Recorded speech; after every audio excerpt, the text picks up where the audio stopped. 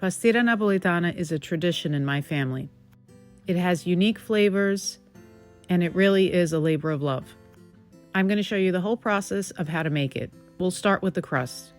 Into a food processor, I add flour, sugar, some lemon zest, and a pinch of salt. I mix that up just a little bit, and now I'm going to add in the wet ingredients. This crust is what Italians call pasta frolla. So I'm going to add in some eggs, some homemade lard, but if you don't have that, you could use butter as a substitute or vegetable shortening. I do a mix of butter and lard, so you would just replace the lard part of the recipe with more butter or vegetable shortening. Mix it in the food processor until the dough starts to come together, and then transfer it to a kneading surface where you just want to form it into a disc. The dough will be a little crumbly, and you want to just compact it, and it will hydrate in the refrigerator when we leave it there to rest for 30 minutes. Wrap it in plastic wrap and place it in the fridge. You could also leave it overnight. Now it's time to work on the filling. This is what makes this pie very unique. I buy my wheat berries already cooked. It's easier that way, but if you know how to cook wheat berries, you can do that as well. Add the wheat to a saucepan, and now we're just going to add a few more ingredients and cook it just until it softens. This gives the wheat an amazing flavor. So I add lemon zest, 2 tablespoons of butter, and a little bit of milk. And on medium heat, I'm just going to cook it until it becomes very smooth and creamy. You want to break up all those lumps, and as it cooks, it will soften and almost look like oatmeal. This process only takes a few minutes. Once it looks like this, you want to set it aside to cool, because obviously you don't want to put this hot mixture into the filling for the pie. Now I'm going to separate 7 eggs. So we'll be using all 7 yolks in the filling, but only 5 egg whites. I like to use my hands to separate the yolks from the whites. Your hands are the best tool in the kitchen, and it's just the best way to do it in my opinion. And obviously you want to wash your hands after you do this process because you've touched raw egg. Now, because I have 7 egg whites in there, I'm just going to eyeball 2 egg whites, remove them from the bowl because I don't need that many. Now it's time to get the filling started. Into a large bowl, I'm going to add the yolks that I just separated and some sugar. All the measurements will be in the caption of this video. Using a hand mixer or a stand mixer, I'm going to beat these together until they're light in color and creamy. This could take a few minutes. Just be patient and keep mixing until it looks creamy and sort of a pale yellow.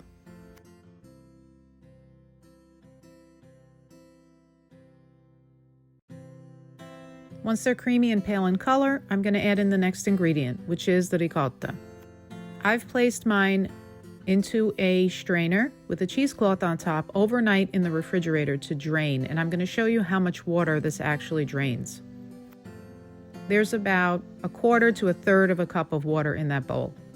If you're buying a very dry ricotta, you're not going to have to do this step, so just skip that. I add the ricotta in and I give it a good mix with a hand mixer, or if you're using a stand mixer, that's fine as well. Mix it well until you have a really creamy consistency, and you want to make sure you're scraping the sides of the bowl down so that you don't have any lumps in your filling.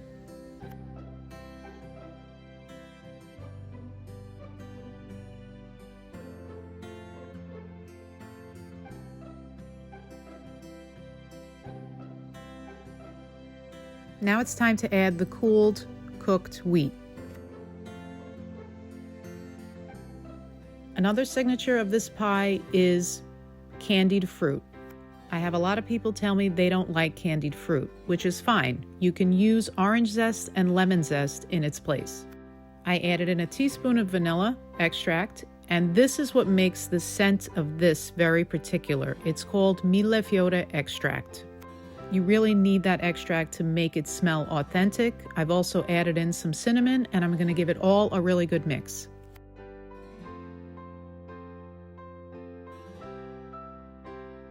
Now I'm going to set the filling aside for a moment while I beat the egg whites.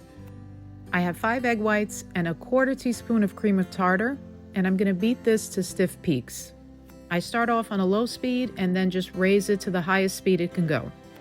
You'll know it's ready when you can pick up the bowl, turn it upside down, and the egg whites don't fall out. I'm going to show you right now. So here they look ready to me. I'm going to give them a test by moving it around. If it doesn't move around, I feel safe to flip it over and flip it back over, and it hasn't gone anywhere. Perfect. Now I'm going to take those egg whites and I'm going to fold them into the batter.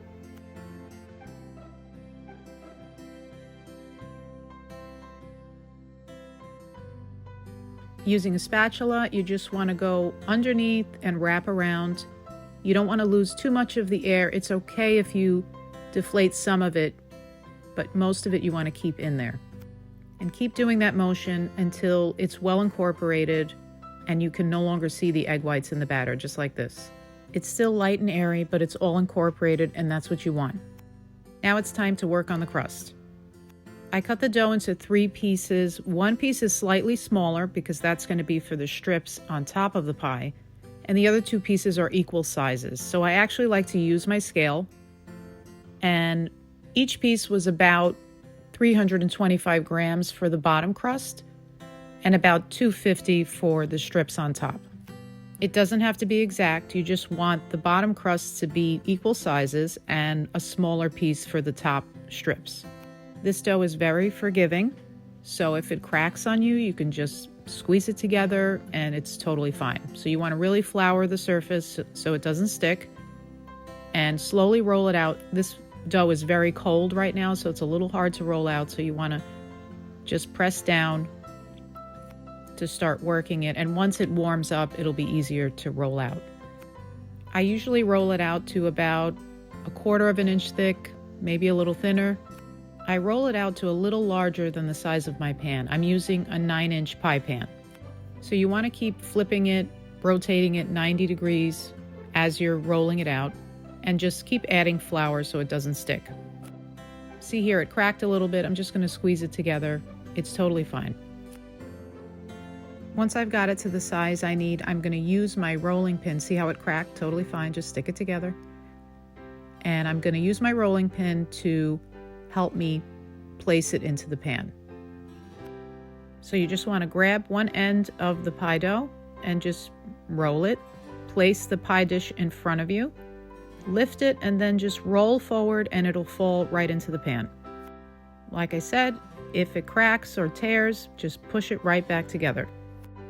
Now I'm going to press it into the pan, and using a paring knife, I'm going to cut the excess. I don't throw the excess out. I just sort of squeeze it together and use it if I need it for the strips.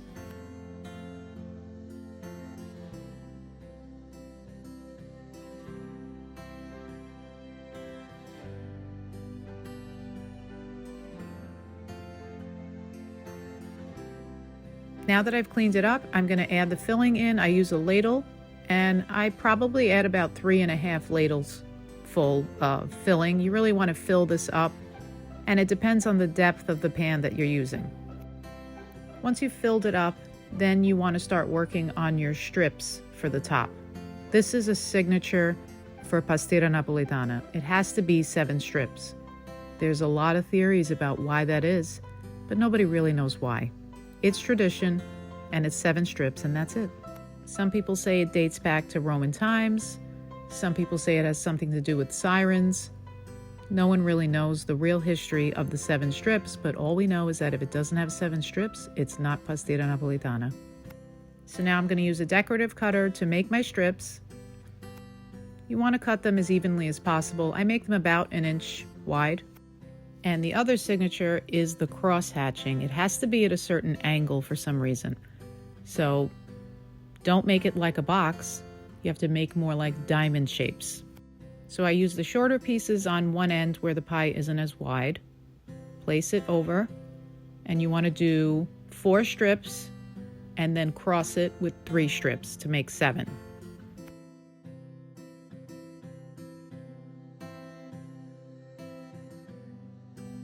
This is the part where you have to watch your angle so that you're making diamond shapes. I'm very particular about this pattern because my mom is particular about having those diamond shapes, or they just don't look right. Now you're going to go all the way around the pie and press down to stick the strips to the crust of the pie. And then using a paring knife, you're just going to cut off the excess. Again, don't throw that away, just stick it together and we may be able to use it on the next pie. This recipe makes 2 9-inch pies. Once you've cleaned it up nicely, it's going to go into the oven at 375 degrees Fahrenheit for 30 minutes on the bottom rack and 45 minutes on the middle rack. And after an hour and 15 minutes, you have a beautiful pastiera napoletana. Top with lots of powdered sugar. And this is a very traditional, authentic Easter treat. There is nothing like the smell of this when it's baking in your house.